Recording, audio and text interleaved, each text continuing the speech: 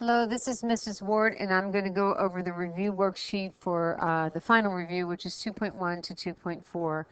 I'm going to do what the directions say. Know that some of you are only going to take a test on 2.2 to 2.4, so just pay attention in class and know what you're doing.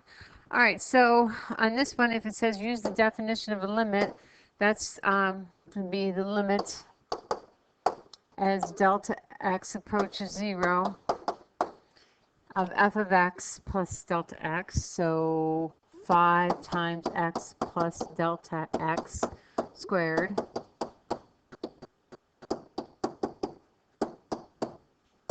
minus f of x. I'm going to put this in parentheses so I remember to distribute my negative sign, and that's all over delta x. And I guess I probably should have started by writing down that formula.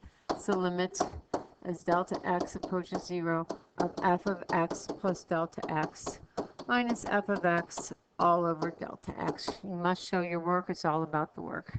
All right, when I squared this, that's going to be x squared plus 2x delta x plus delta x squared. So I'm going to distribute the 3 at the 5 at the same time.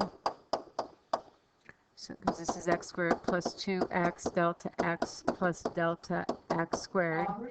So this is going to be 5x squared plus 10x delta x plus 5 delta x, distributing the 4 plus 4x plus 4 delta x minus 9, distributing the negative sign, minus 5x squared minus 4x plus 9, and this is all over delta x. The 5x and the negative 5x will equal 0, the 9 and the negative 9, 4x and 4x. Everything that I have left has a delta x in it, so I'm going to factor out that delta x. So I'm going to have delta x, and then we'll be left with 10x plus, well, this is delta x squared, plus 5 delta x plus 4 all over delta x. I can see now that the delta x's will simplify. I'm running out of room, so I'm just going to go down here. And then I'm going to say the limit as delta x approaches 0. And now I'm going to have 10x plus 5. In place of that delta x, I'm going to write 0 plus 4. And so my final answer will be 10x plus 4. And then I'm going to write the notation knowing that I took the derivative. So that's going to be f prime of x is equal to. Next one says find the equation of the tangent line at the point where x is equal to 2. So now I'm going to find the slope at 2. So that's going to be 10 times 2 plus 4, which my slope is going to be 24. Remember, this is my slope. To write an equation of a line, I need a point and a slope. So I know x is equal to 2, so I'm going to find the y. So to find the y, I'm going to find f of 2. So I'm going to say 5 times 2 squared plus 4 times 2 minus 9. And when I do all that, I get 19.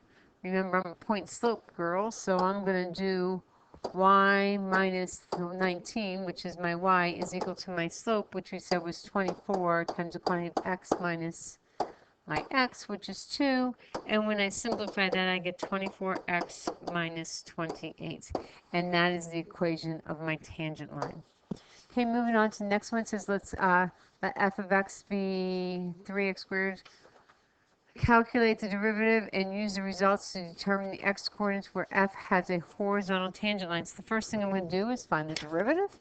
I am not going to do the definition. I am just going to use that power property and take 4 times 3, which is 12, reduce that power by 1. 2 times negative 2, which is negative 4, reduce that power by 1. And the derivative of any constant is 0, so I'm not going to bother writing that. So that's me calculating the derivative. I did that. Now it wants to know a horizontal tangent line. Horizontal tangent line means that your slope is equal to 0. So I'm going to take this instead of equal to 0. I am probably going to factor out a 4x and make this 3x minus 1.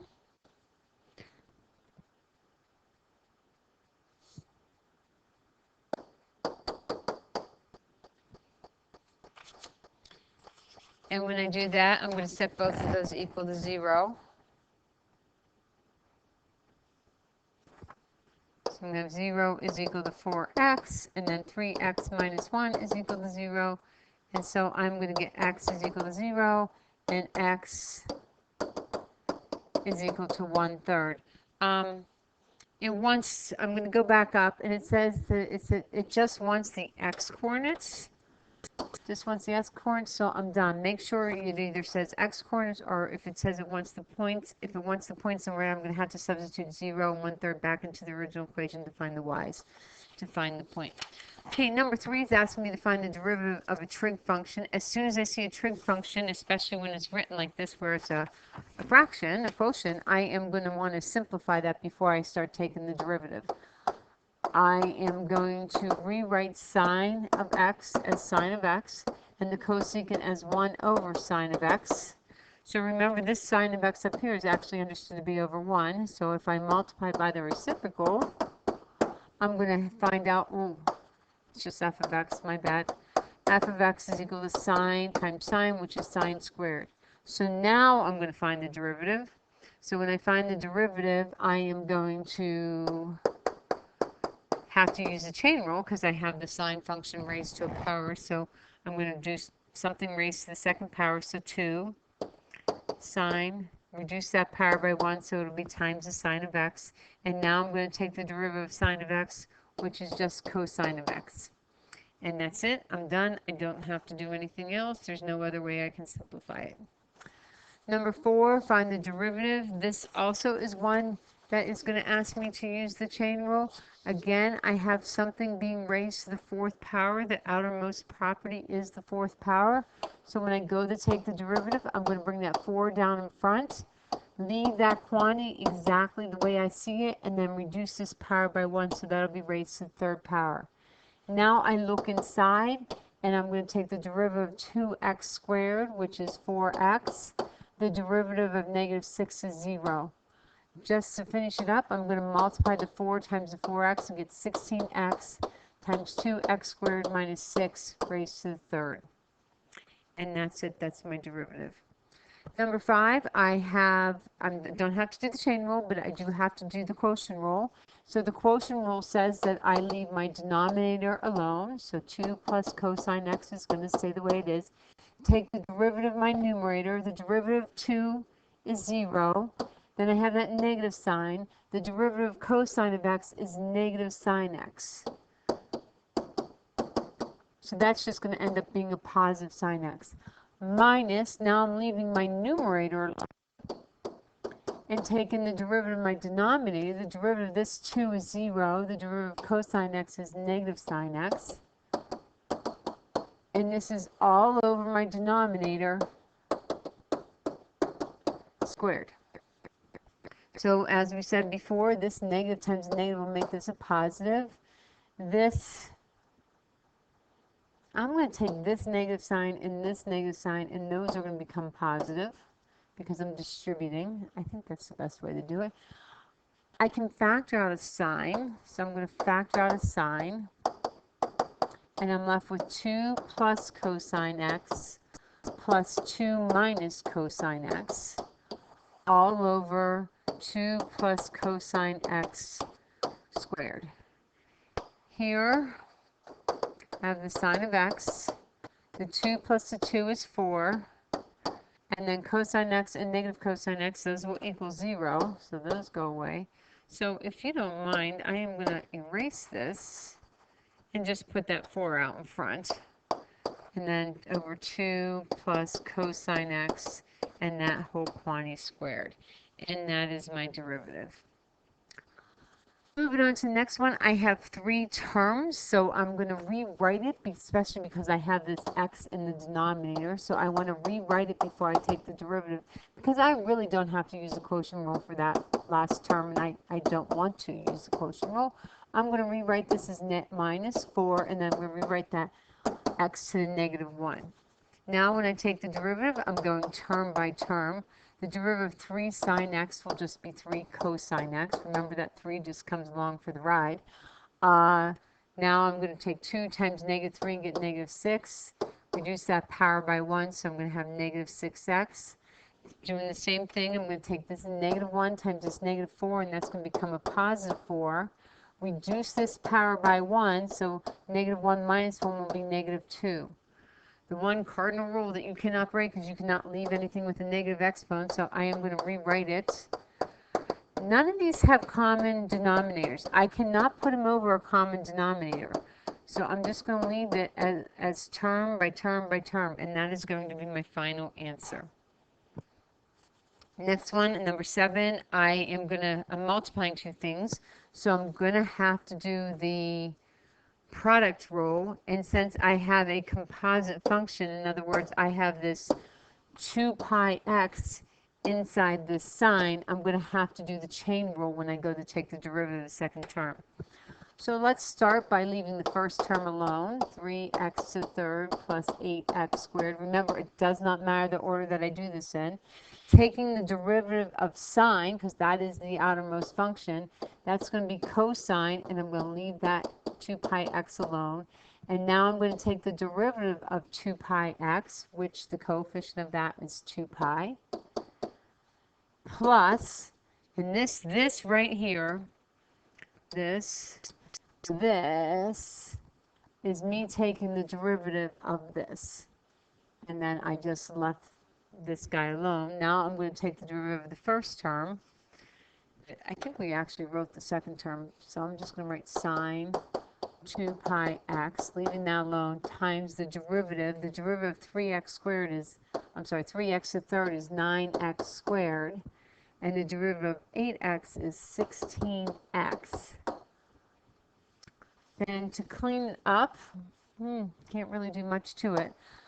I can bring that 2 pi out in front, so I'm going to make this 2 pi 3x to the third plus 8x squared times the cosine of 2 pi x, and then plus, I'm bringing the binomial up in front, times the sine of 2 pi x.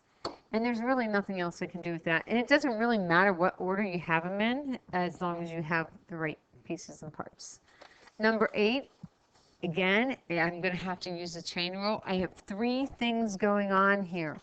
The outermost function is me raising something to the 4th power, so I'm going to have to take the derivative of something being raised to the 4th power. After I do that, I have the sine function, so I'm going to have to take the derivative of something taking the sine of, and then the last thing is I have this quantity here that I'm going to have to take the derivative of that. So it's 3 separate things, so we're going to do them in order, going from the outside in. So the first thing is something we raised to the 4th power, so that's going to be 4 sine, reduce that power by 1, so that would be 3, 2x to the third plus 3x squared. This is me taking the derivative of something raised to the 4th power. Now I'm going to take the derivative of sine. Well, the derivative of sine is cosine, so this will be cosine. That exponent is gone. I'm not thinking about it. I already took care of it right there. So 2x to the third plus 3x squared. So that is me taking the derivative of this sine. And the last thing I have to do is take the derivative of what's inside those parentheses. So the derivative of 2x to the third will be 6x squared. The derivative of 3x squared will be plus 6x. And that's my taking the derivative of that. So those are the 3 parts. What I could do is you could leave it like this and yeah, it'd be fine. But here I can factor out a 6x and make the 6x times, make it 6x times x plus 1. So if I do that, I'm going to multiply this 6x times this 4 and get 24x. And then I'm going to bring that up front. So x plus 1, 2x, and then multiply by what I have, which is the sine cubed of 2x to the third plus 3x squared. And then cosine of 2x to the third plus 3x squared. And that's it. I'm done. Again, as long as you have the parts, you're good. If you can simplify it, that's even better. Number 9, I'm going to rewrite it before I start. So f of x is going to equal 2x squared and then I'm going to have x squared plus 5 raised to the 1/2 power. I'm going to have to do the product rule, and with the product rule, I'm going to have to use the chain rule. So we're going to leave the first term alone. So we'll leave that 2x squared alone. And now I'm going to take the derivative of something being raised to the 1/2 power. So if I do that, highlight, highlight, highlight, I'm taking the derivative of something raised to the 1/2 power. So that's going to be 1/2 this x squared plus 5. Subtract 1 from 1/2, I'm going to have negative 1/2. And now I have to take the derivative of what's inside here, which is going to be 2x. Plus, now I'm going to take the derivative of this 2x squared. Oh, I should have used that color. Bad choice. No, blue. Blue.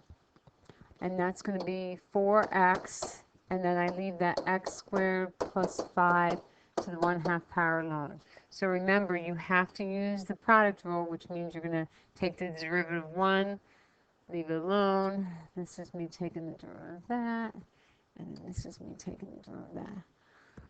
So now, going really, really slow. If I take this 2 and multiply it by 1/2, the fraction goes away. I'm left with x squared times 2x. So that would be 2x to the third, and then times x squared plus 5 raised to the negative 1/2. Over here, there's nothing I can do, so I'm just going to rewrite it.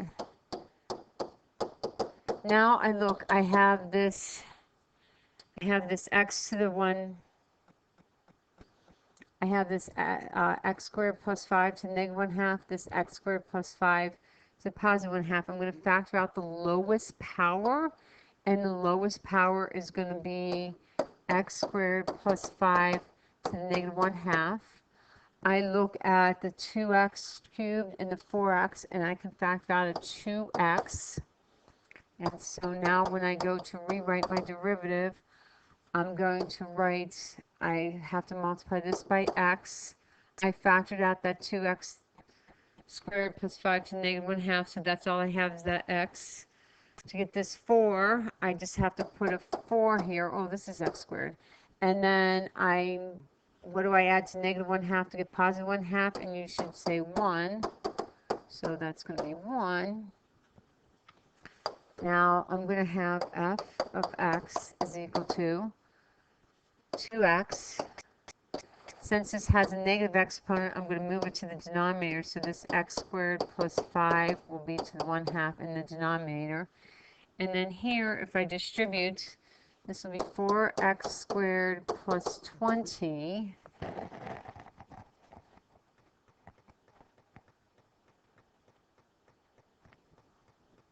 Oh, no, no, no. I knew that was wrong because I factored out a 2x. Did I not? I did. So this is only a 2. Good thing I caught that. That's why you always double check your work. So then this will end up being 2x squared plus 10. Ooh, so much better. And so then when I add 2x, and then I'm going to have 3x squared plus 10.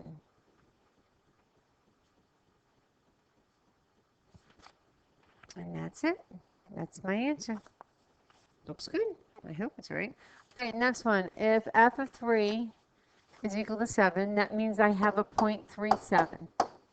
And the derivative at 3 is negative 2. That's basically saying my slope is negative 2. Find the equation of the tangent line when x is equal to 3. Y minus 7 is equal to the slope times x minus 3. So I'm going to have negative 2x plus 6, y minus 7. So y is equal to negative 2x plus 13. And that's it. That's just me seeing if you can read the directions and know what's going on. So that's kind of a baby one. Moving on. All right, find the equation of the tangent line on the graph. Oh, and there's a typo. It should be 4x minus x squared that passes through the point 2,5 that is not on the line, not on the graph. So here I graphed it for you. So this is me on my calculator graphing it. We're going to hide that till later. and then 2, 5, 1, 2, 3, 4, 5, 2. That's going to be this point here. Switch colors. That's going to be, so I'm going to have two tangent lines like there and there. Poorly drawn, but you get the gist. So the first thing I'm going to talk about is the slope that goes through this point in this. Like I'm going to have another point here on the graph. I'm going to have another point down here on the graph. So when I find these points, they're going to form a slope, and the slope has to be the same as the derivative. That should make sense. So the first thing I'm going to do is I'm going to find the derivative. So the derivative is going to be 4 minus 2x. So that's my derivative, and that's what my slope is going to equal.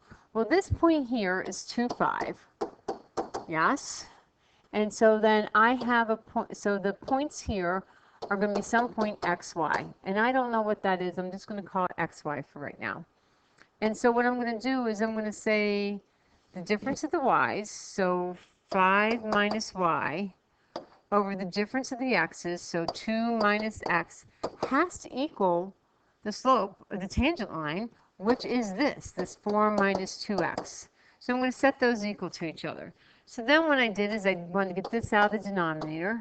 So I said 5 minus y is equal to 4 minus 2x times 2 minus x.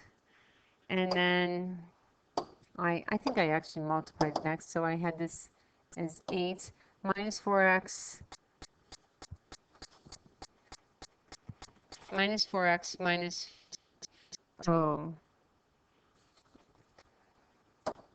so minus 4 minus 4, so minus 8x.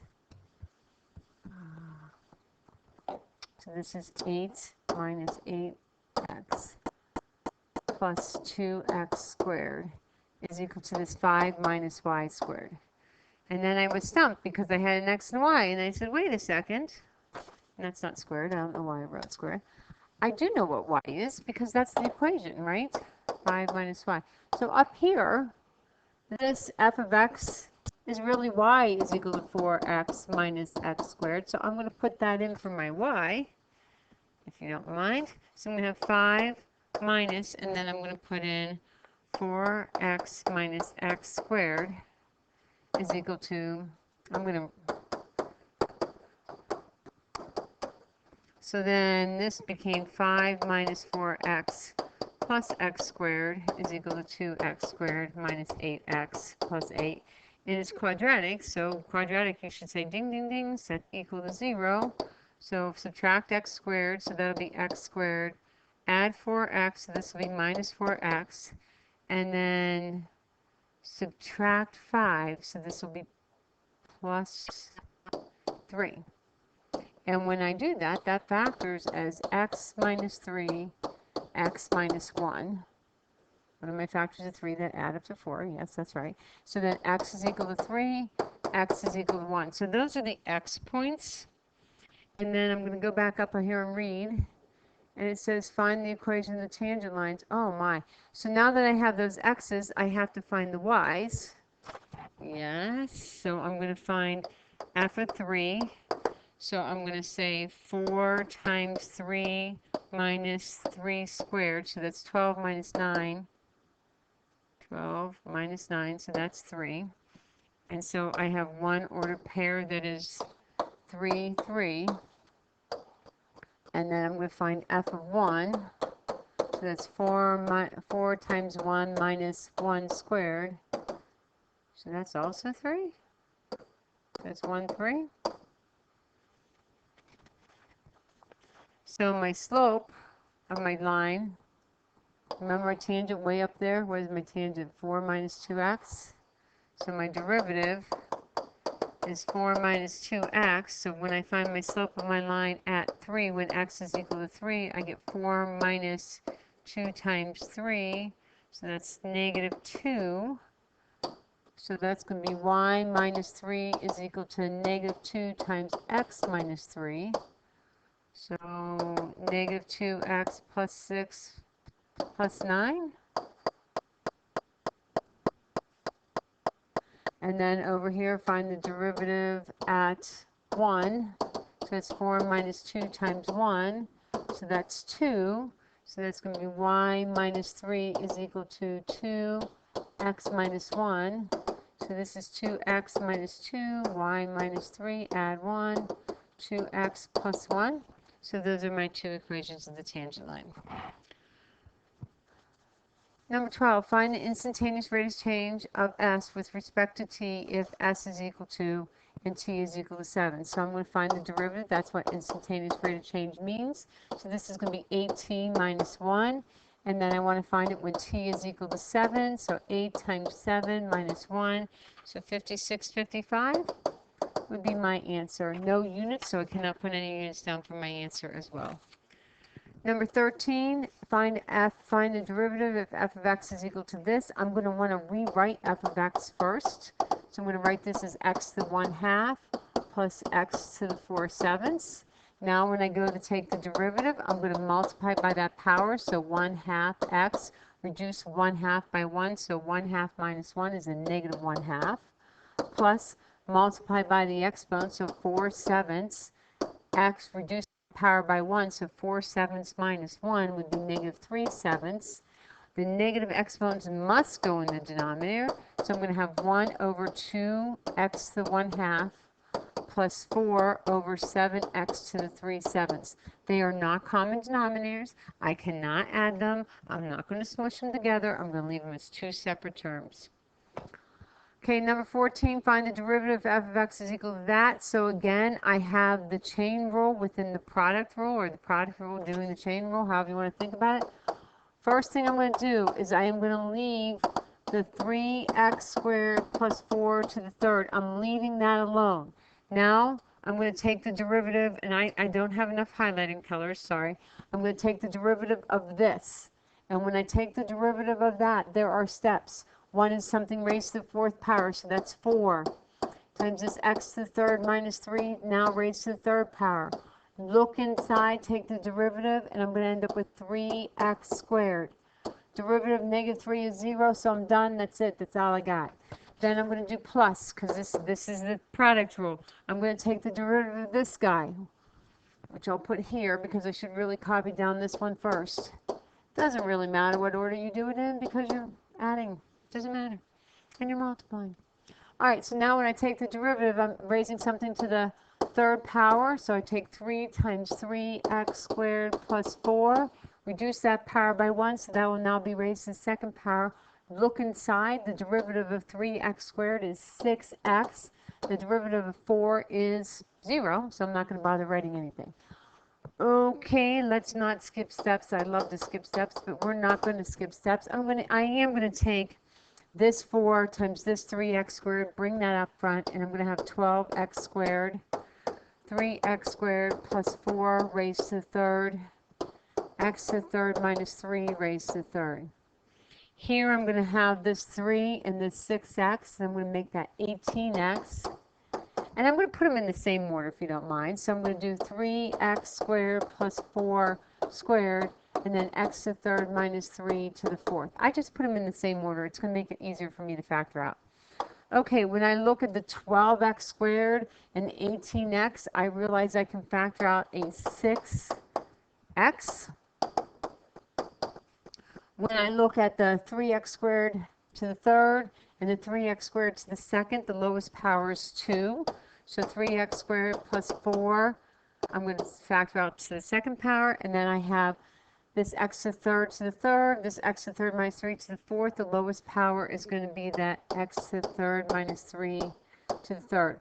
What I have left, and I like to put brackets to remind myself, what do I multiply 6x by to get 12x squared? I multiply that by 2x. The 3x squared plus 4 raised to the 2nd power. This one's raised to the 3rd, so I need one more. So 3x squared plus 4. Then this x to the 3rd minus 3 to the 3rd. I already took that out, so I'm done. Here's that plus sign. What do I have to multiply 6x by to get 18x? I have to multiply it by 3. The 3x squared plus 4 squared, I already factored that whole thing out, so I don't have to write anything. This one was raised to the 3rd power, this one's raised to the 4th, so I need one more. Now, copying down,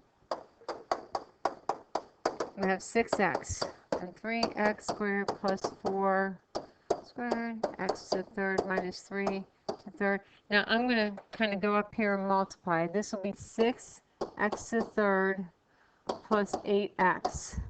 When I distribute the 3, this will be plus 3x to the third minus 9. So when I combine my like terms, I'm going to have 9x to the third plus 8x minus 9.